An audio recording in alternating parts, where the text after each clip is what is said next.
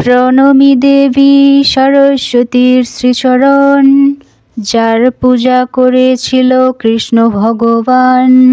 যাহার প্রসাদে মূর্খ হয় জ্ঞানবান, তার জন্ম বিবরণ শুনো সর্বজন। নারায়ণ ছিল যবে অনন্ত সজ্জাতে, প্রকৃতির সৃষ্টি হয় বাম অঙ্গ হতে। একই প্রকৃতি পরে নানা মূর্তি লয়, তারই অন্য রূপ সরস্বতী যে হয়। যে পূজে যে বাসরে এই ভূমণ্ডলে, চারি বেদ সর্বশাস্ত্র তার করতলে। মাঘ মাসে শুক্লাপক্ষ পঞ্চমী তিথিতে, বিদ্যারম্ভ পূর্বে তারে পূজিবে ভক্তিতে। পূর্বদিনে হবিষান্ন করিয়া গ্রহণ, শ্রীপঞ্চমী দিনে তারে করিবে অর্চন। সংযম করিয়া থাকি সর্ববিজ্ঞজন, মনোমত ঘট এক করিবে স্থাপন।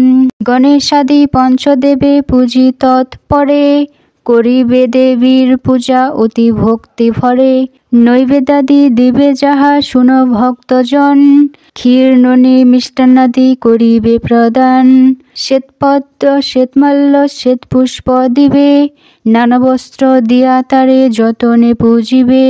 শঙ্খ আভরণ আদি সুগন্ধি চন্দন, শ্বেতপদ্ম দিয়া তারে করিবে অর্চন।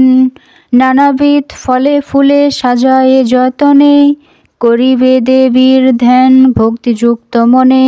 শুভ্রবর্ণা হাস্যময়ী অতি মনোহরা, রতন ভূষণ তার সর্ব অঙ্গে ধরা।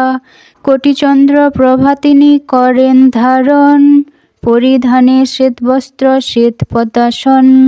ব্রহ্মা বিষ্ণু আদি করি দেব অনগণ, অর্চনা করেন তারে হয়ে এক মন। অষ্টাক্ষর মূলমন্ত্র বাগদেবীর হয়, ভক্তি ভরে সাধ্যমতো জপ শুধু তাই। এই মন্ত্র যেই জন জপে ভক্তি মনে, দেবী বরপুত্র হয় জানিবে এ ভুবনে। সত্যযুগে এই মন্ত্র ভাগীরথী তীরে, নারায়ণ দিয়াছিল বাল্মীকি মুনিরে। পুষ্করে শুক্রেরে দেন ভৃগু মহামতি, মরীচির কাছে পান গুরু বৃহস্পতি। ভৃগুরে এ মন্ত্র দেন দেব নারায়ণ, জরৎকারু আস্তিকেরে করেন অর্পণ। কলিযুগে কালিদাস মহামূর্খ ছিল, দেবীর কৃপায় সে যে মহাকবি হল।